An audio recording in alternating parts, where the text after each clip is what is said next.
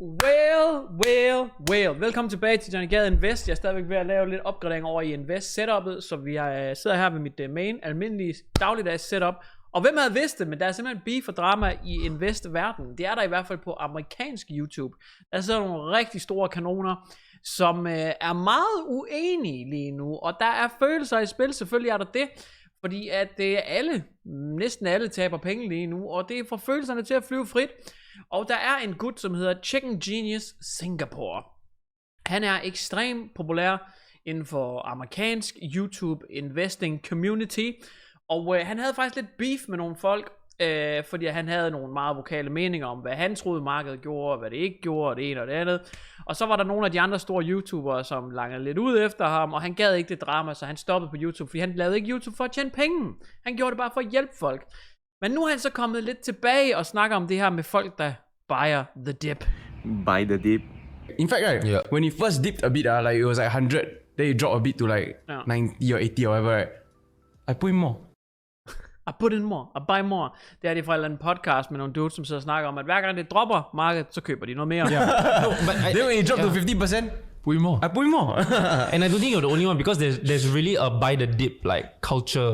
Der er en buy the dip kultur. Og hvad synes Chicken Genius så om det? For every $1 the central banks injected, the stock market went up $1. For hver dollar, der bliver puttet i aktiemarkedet af the Federal Reserve, så stiger markedet $1. If the Fed removes $1, the og stock modsat market drops falder $1. det også, hvis man fjerner $1. This is the Fed balance sheet. Notice it has been going up since 08-09 crash. Det her, det er så Federal Reserves balance sheet, altså de her assets, som de køber op i markedet, for at få markedet til at stige, og for sådan ligesom at, man kan sige, kunstigt prop det op. And the stock market goes. Og hvis du sammenligner den graf med S&P 500, så mener Chicken Genius, at hver eneste gang de propper penge i markedet, så går det op, og hver eneste gang de fjerner penge, så går det ned. Up accordingly. Så er det så nemt. Central banks control money supply, and De right styrer now, pengene, the Fed plans to remove 2 trillion. og de vil nu fjerne 2 trillioner fra deres balance sheet. Og ja, jeg ved godt, det er så, hvad det må være. Nej, det ved jeg faktisk ikke engang, fordi 1 million på dansk, det er 1 million på amerikan. Og så er der 1 milliard på dansk, som er 1 billion. Så 1 trillion, er det også bare 1 trillion på dansk? Okay, whatever. $1 billion. This means the stock market will drop a lot. Ja. Do not fight the central banks, and until they stop removing money, or the rumor that they will stop removing money to slow inflation, do not buy the dip. Wow. Det her, det er fuldstændig, altså, det her, det er finansiel rådgivning. Han siger det direkte til dig, ind i kameraet i den her lille video. Do not buy the dip. Det er jo lidt spøjst, og simpelthen lave så direkte stock market advice. Han er meget elsket, ham her, fordi han har ramt rigtigt med rigtig mange ting. Og han er en succesfuld investor, som har gået fra 10.000 til flere millioner. Og han sælger ikke alle mulige klamme kurser, altså kursuser, som han jo siger, at der er rigtig mange andre YouTubere gør. De er egentlig bare sådan nogle handelsmænd, der har tjent deres penge på at sælge kursuser. Men det gør han ikke, og han har heller ikke ads på hans videoer. Han gør det bare for at hjælpe folk, og han er lidt en helgen, som alle folk de elsker. Og han er også meget likable at se på, ikke? Meget cute. Så er der en anden YouTuber, en der hedder Sociale, og han er en klog mand. Jeg synes, han virker som om han er rigtig, altså virkelig har noget at byde på, og har noget mellem ørerne. Jeg har fulgt hans kommentarfelt en del de sidste par måneder, og hver eneste gang han laver videoer omkring aktiemarkedet, og folk de kommenterer, hvad tror du det kommer til at dyppe mere? Tror du Tesla kommer til at gå til det? Tror du den her aktie kommer til at falde? Tror du det er nu man skal begynde at dollar cost average ind? Han er altid meget sådan, jeg kan ikke fortælle dig hvad du skal. Han kan ikke fortælle dig om du skal stoppe med at købe the dip, eller om du skal købe det. Han fortæller dig ingenting. Han fortæller bare om aktiemarkedet, men han vil aldrig nogensinde bede folk om at gøre noget. Altså man må sige, at Chicken Genius' video vi lige har set med, at du skal stoppe med at buy the dip, og det har han lavet en video om det 2 gange nu. At man skal stoppe med at buy the dip. Den video, den rubbede ham her, Sasha, the wrong way, for nu har han simpelthen lavet et 14-minutters modsvar til det, og vi skal lige se noget af det. Unfortunately, this is a very common mistake in statistics made by people who don't understand statistics. Just because two things have a similar trend means absolutely nothing for one causing the other, or there being any kind of correlation whatsoever. The first problem Så her ser vi The Federal Reserve's balance sheet, og også de gange, hvor det ikke nødvendigvis har fulgt S&P 500. Here is that if you actually do overlay the two charts, you can very quickly see there is extremely poor actual correlation other than the fact that both of them kind of go up. Here I've overlaid the two charts with the y-axis intentionally skewed to make them line up artificially because that's how you do analysis. The stock market actually went down in 2008 when the balance sheet started increasing, and the stock market then had a big wobble in 2011 when there was no movement in the balance sheet whatsoever. Så i 11, der var der ingen bevægelser i balance sheetet overhovedet, men der gik aktiemarkedet ned. And the stock market actually dropped in 2018 and in 2020 without the balance sheet going down for whatever strange reason. And in 2018, the Fed already ran a smaller quantitative tightening. Og her der kan vi se, at her begyndte Fed at sælge nogle af de her assets, de har på deres balance sheet, men markedet gik rigtig voldsomt opad i S&P 500. Program, and guess what? The stock market went up. How bizarre. Så det passer the Fed balance ikke rigtig sammen. is a very important macroeconomic variable that affects many things. But the effects are much more sophisticated than this junk piece of analysis. Så han river ham altså lige et nyt røvhul her og siger, at de passer altså overhovedet ikke sammen. Og nu laver han så det sygeste, jeg nogensinde har set. Han går ind, og så finder han, hvor meget mozzarella folk de har konsumeret inden for de sidste år. Og så prøver han at sætte det ind i grafen også. Og prøv at se, det passer da også meget godt sammen med S&P 500. Så egentlig så burde vi track, hvor meget mozzarella folk de spiser. Fordi det er sådan, at vi kan se, hvordan markedet fungerer. I kan se, at folk er begyndt at spise mindre mozzarella, og markedet falder. Så altså, teknisk analyse, trust me bro. Chart of how much mozzarella people eat in the United States, and the very concerning thing is that it seems to be even more predictive of the S&P 500 than the Fed's balance sheet. And there has been a worrying recent trend of people eating less pizza because it is, not all that healthy. So I guess we should definitely not invest in the stock market until pizza is back in fashion and people start eating more mozzarella again. Vi skal altså først begynde at investere igen, når folk de begynder at spise mere mozzarella, for ellers så kommer det til at gå ned for evigt. Kæft, det er underholdende. Prøv lige at like den video her, hvis I føler jer underholdt, fordi jeg er i hvert fald. But wait, the problem here is actually a lot worse. It's not just tied to this video, because I am sure there will be armies of Ken's fans leaving colorful comments below this video telling me. Og ja, der er mange af Kevin, som man kalder ham, Chicken Genius fans, som allerede har været inde og fuldstændig stormet den her video og rage. Men der er også nogle af dem, som har fået øjnene op for, at måske skal vi passe lidt på med og bare følge YouTubers råd generelt. That I am a donkey or something worse, because that is what Ken likes to call other YouTubers, because he is the righteous one and everyone else is an idiot. But I am guessing many of these fans don't really know much about Ken's background. Og det her, da jeg så det her, der tænkte jeg, holy balls.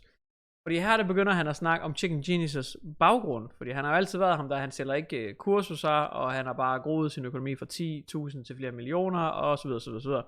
Because Ken makes a song and dance in his videos about being a successful entrepreneur, and therefore his views on investing carry far more weight than everyone else's. After all, he is not here for the YouTube algorithm. He is not here to make money on YouTube. He is not a grifter like every other finance YouTuber. He doesn't try and sell people ridiculous courses with spurious claims. Except that is exactly how Ken has made his money. That is how he does entrepreneurship. He has sold courses on trading options under many different brands. Just go on Google and...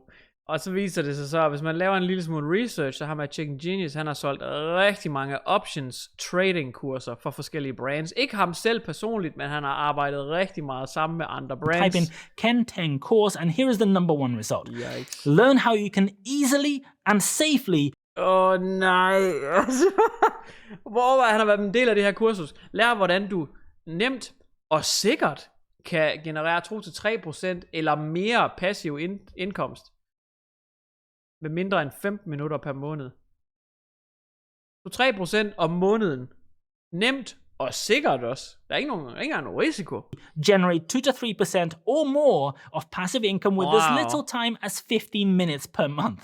How handy. Here it says, hi there, I'm Ken Teng, the co-founder of this course, an entrepreneur, owner of businesses, property, blah, blah, blah. Trust me. A typical, very, very typical sales pitch. He is financially klassisk salgstal. Independent, retired early, and you know what? Making a giant load of money just like him is super easy. It just takes 15 minutes a month and you can get returns of 2-3% per month, which is way, way more than the stock market. 2-3% per måned. Sikkert og nemt, uden problemer. Hvis bare du lige køber det her kursus. Så hvad er det? 2,5% i snit per måned. Så det er, hvad er det? 25? Det er 30% om året, eller hvad man kan lave med hans kursus. Okay, S&P giver hvad? 9 eller sådan noget. Det er godkendt. It is just so easy. By the way, this kind of advert would actually be illegal in the UK and the United States because promising high returns of investing and saying it is easy and safe literally is fucking moronic. I Storbritannien og USA er den her slags markedsføring faktisk ulovlig.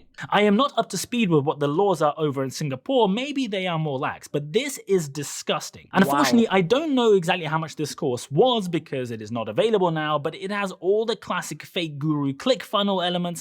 Go and watch this little introductory video, then I'm going to go and sell you into the course. It is super easy, it is quick, you don't have to be financially savvy. Trading options is really easy to understand. Så det kan godt være, at han ikke gør det mere, men måden han nok har tjent mange af sine penge på, er de her kurser, som han jo er kæmpe modstander af nu. It's just a simple Even a housewife can do it. Selv en kogekone derhjemme kan gøre. Four-step system. It is also safer compared to other options investing strategies, and yet there is no risk whatsoever.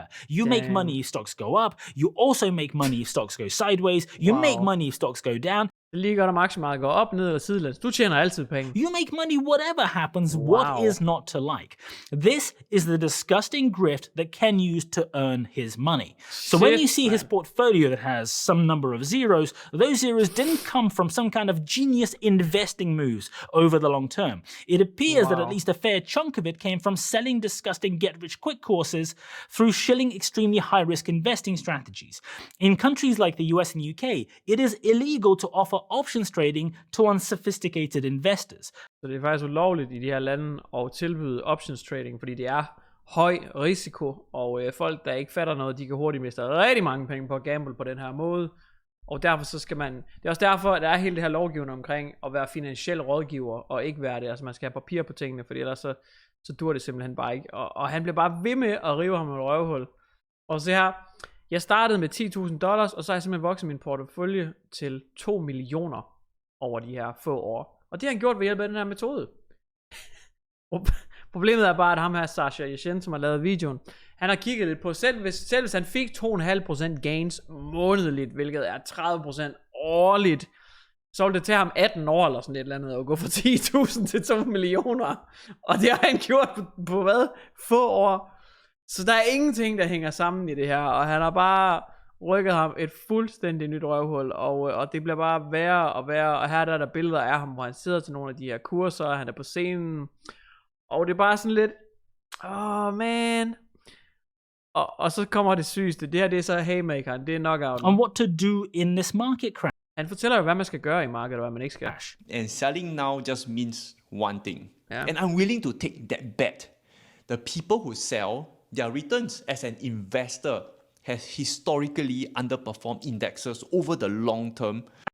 Så det her, det er noget, han siger ved starten af året, mener jeg, at fordi der begynder det jo rigtigt at gå syd for aktiemarkedet, at folk, der sælger, de underperformer altså indekset. Så I kan godt begynde at sælge nu her i starten af året, hvor tingene de går rigtig skidt. Men I kommer til at underperforme indeksene, så jeg vil ikke råde jer til det. And a week later, at the end of February, he was absolutely confident there was going to be a sharp V-shaped recovery. Look, there is evidence. He drew some random line which proves that was the absolute bottom. I've predicted in a previous. Så er vi nået over i februar, hvor at det rigtig ser skidt ud. Men han har så været ved at tegne lidt tekniske ting her. Technical analysis, trust me bro. Det er det samme som at kigge på nattehimlen og så se, at Uranus står i korrelation med Venus og helende krystaller og filer også en tarotkort. Hvad fanden ved jeg? Video, I drew this. Så der er simpelthen V-shaped recovery. V-shaped. Wow. And so far so good. And here is why I'm confident this will happen. Han er simpelthen selvsikker i, at der kommer til at være en V-shaped recovery. Really hate grifters who draw some random lines on a chart, pretending that they mean anything because technical analysis, bro. And then in March, he was Fuck, jeg hader teknisk analyse. Also still strongly advocating that people go and buy the dip because cash is trash, etc., etc. Inflation is an invisible tax on the society. Den der formulering kan jeg godt lide. Det er en usynlig skat på folk, det er inflation, fordi at ens penge bliver mindre værd hver år. Det er en usynlig skat på folks penge. Den formulering synes jeg er rigtig lækker, men så kommer det her. Because simply cash is trash. Cash er trash, det er fair, det er fair. Shrinks. Det er fair nok. The only solution is invest. Yeah. You got to buy cash-generating assets like stocks or real estate. That's Så man skal købe ejendom eller aktier, fordi ellers så bliver dine penge bare mindre værd. Det giver alle sammen mening. proven over time. Ja. Don't worry about everyday price movement. A year from now, you will be looking back and telling the next generation of investors like a war veteran. And this is after the war started, the market fell even more. Og det var så der omkring, hvor krigen den startede. We already had oil at $120 a barrel, and apparently it was 2 months after he had decided to sell everything and absolutely perfectly time the market. And now that the market overall is down 20%, now, compared to all those other months, you definitely should not be investing, because now the technical analysis you see shows the exact opposite for whatever reason. Maybe because it is absolutely full of shit and is made up to suit whatever narrative it is that you want to peddle. We have a very disturbing culture. Og det der så sker derefter, det er, at nu sælger han, nu vil han slet ikke være investeret, og nu er han dommedagssager, nu er han doomsager, nu kommer markedet til at crash, Fed de bliver ved med at sælge fra deres balance sheet, og nu er han ude af markedet og siger til folk, de ikke skal buy the dip. Men før det, der var det technical analysis, bro, og så skulle man buy the dip og få V-shaped recovery. Men nu får man ikke det. Og det er så sindssygt det her, og jeg synes faktisk, ham der Chicken Genius, han er meget sådan, jeg kan godt lide at se hans videoer, jeg har set hans videoer en del, men og der skal selvfølgelig også være et modsvar fra ham og så videre, og han har også lavet en lille video omkring det. Jeg synes godt nok, det her det får ham til at virke lidt shady. Genius Singapore released a video that offers some incredibly stupid and very dangerous advice. So I just woke up and I just got news that another big YouTuber shit on my last video. I'm starting to regret coming back to YouTube. Look at this chart. I'll leave it here, and the big version of it is on my Twitter. Og her har den så igen Feds balance sheet, som er sammenlignet med markedet. Her begynder markedet at crash, så skyder de penge ind, og så stiger det lidt op. Her der tager de så penge ud, hvor det dog stadigvæk stiger lidt, men så begynder det at falde lidt igen. Og hans graf, altså man skulle næsten selv finde de her grafer og prøve at smide dem oven på hinanden, men vi kan også bare finde mozzarella-grafen. Men her prøver han så at forsvare det lidt. Link it below. When you have Så han prøver ligesom at svare lidt tilbage her, og så kører det frem og tilbage. Men Jesus, man. Og det er det eneste, han sådan egentlig siger. Det er, at han prøver at forsvare den der graf der. Det var en video, han lavede for en uges tid siden. Same story. Hey friends, it's been a while. I'm still here for you, and my advice remains the same since my last few videos before I quit. Stop buying. I know it's been hard and we have been brainwashed to keep buying the dip. Stop. The world is constantly revolving. Don't be stubborn or resistant to change. And it's my belief that a crash will come. Vi er allerede i et crash, man. I still share my moves actively on Twitter. If you don't follow, I'm short the market. Though I've quit YouTube, this video is not some comeback video, but I've been seeing a lot of stupid advisors. Oh god damn it. I'm still sharing my thoughts on Twitter.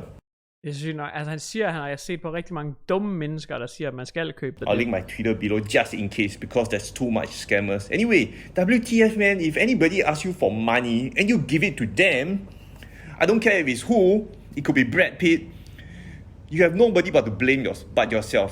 That's greed. Og det er jo også lidt sjovt, når man har set den første video. Her der er han bare sådan lidt, der er så mange, der siger, at du skal buy the dip, og der er så mange af dem her, der sælger kurser og sådan noget. Men hvis du er en af dem, der køber de her kurser, så er det dig, der er idioten. Så giver du dem jo pengene, og så er det dig selv, der mister penge. Det er dig, der er idioten. Og så har man lige set det der baggrundstjek, hvor man finder ud af, at han har selv solgt rigtig mange af de her kurser. I will never ask you for money because I do not need your money. I only do this I do not need your money. Nej, ikke længere. out of the good of my heart. Maybe take care, invest, save. Det er ret sindssygt. Det her med bare direkte at bede folk om, ikke køb the dip. Hvad synes I? Køber I dippet? Jeg er begyndt faktisk. Jeg er lige over 20% investeret nu. Starter stille og roligt ud, ser hvordan markedet opfører sig. Jeg er fuldstændig forberedt på, at vi kan sagtens have en 6-12 måneder, hvis ikke mere, hvor det kan blive ved med at gå ned og være træls. Men jeg er begyndt at købe en lille smule op. Hvad med jer? Sindssyg video.